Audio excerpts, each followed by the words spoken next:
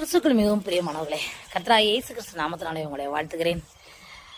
இன்னைக்கு என்ன வேத வசனம் வச்சு பார்க்க போனா, லூக்கா 9:62 கலப்பியின் மேல் தன் கையை வைத்து பின்னிட்டு பார்க்கிற எவனும் தேவனுடைய ராஜ்யத்துக்கு தகுதியுள்ளவன் அல்ல. பிரியமானவர்களே, ஆண்டவருக்குள்ள நம்ம வாழ்ந்துட்டு பின்வாங்கி தூரமா போயிட்டோன்னு வச்சுக்கோங்க,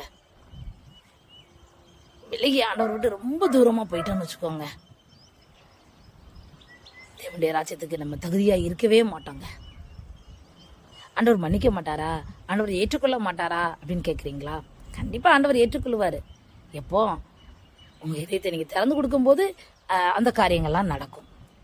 நீங்க உங்க இதயத்தை திறந்தே கொடுக்காம, ஆண்டவர் சத்தத்தை கேட்காம அப்படியே விலகி ரொம்ப தூரம் போயிட்டீங்கன்னா முடிவுல என்ன நடக்கும்? தேவராஜ்யத்துக்கு நம்ம தகுதி உள்ளவங்களா இருக்கவே மாட்டாங்க. எனக்கு நல்ல ஞாபகம் இருக்குது. நான் ஸ்கூலில் வேலை பார்த்துட்டு இருக்கேன்.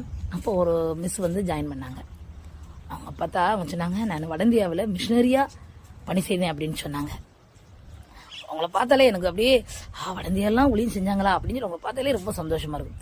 கடைசியில் பார்த்தா எங்கள் கூட வேலை பார்த்து ஒரு 2 இயர்ஸ் கழிச்சு அவங்களுக்கு மேரேஜ் ஆனது. பார்த்தா ஒரு மிஷனரியாக வேலை பார்த்த பணி செய்த அந்த மகள் வந்து ஒரு இந்து மகனாக கல்யாணம் முடிக்கிறாங்க. எனக்கு நான் பெரிய ஷாக். எதுக்காக இவங்க அப்படி சம்மதிச்சாங்க? ஒரு ஆண்டவருடைய பிள்ளை வந்து ஒரு இந்து மகனை, அதுவும் நாங்களாம் அவங்க பார்த்தா எங்கள் ஊர்லேயே ஒரு பெரிய இந்து கோயில், அந்த இந்து கோயிலை வச்சு அவங்களுக்கு கல்யாணம் நடக்கு. உண்மையிலேயே ரொம்ப வேதனையாக இருந்தது. ஆண்டவருக்காக ஓடினாங்க, எல்லாம் செஞ்சாங்க.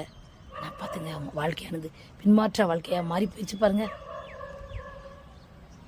அவங்க ஓடினது, ஆண்டவருக்காக பணி செஞ்சது எதுவுமே கணக்கில் வராதுங்க. முடிவு வரைந்து நிலைத்திருப்போனே அவன் ரட்சிக்கப்படுவான். அவங்களுக்கு தான் ஆண்டவர் ஜீவகிட்டத்தை தருவார். இவங்க ஆண்டவருடைய ராஜ்யத்துக்கு போவாங்கன்னு நினைக்கிறீங்களா? கண்டிப்பாக போகவே மாட்டாங்க. ஆண்டவரை மறுதளிச்சு போயிட்டாங்க. ரொம்ப வேதனையாக இருந்தது. நம்முடைய வாழ்க்கையில் இதே போல வேதனைகள் கடந்து வரவே கூடாது. அப்பப்பைக்கு விழுறீங்களா, எந்திரிச்சிருங்க. உடனே என்ன மன்னிச்சிருங்கப்பா அப்படின்னு அப்பப்பைக்கு சரி பண்ணி கொள்ளுங்க. கழுப்பில் கையை வச்சுட்டு ஒரேடியா போய் நோக்கி போயிடாதீங்க. தெய்வ ராஜ்யத்துக்கு தகுதி இல்லாதவங்களா நம்ம மாறிடுவோங்க. தெய்வமான தெய்வ பிள்ளைங்களே, உங்களை சரி பண்ணி கொள்ளுங்க. என்ன இந்த அக்கா இப்படியே பேசிக்கிட்டு இருக்காங்கன்னு நினைக்கிங்களா?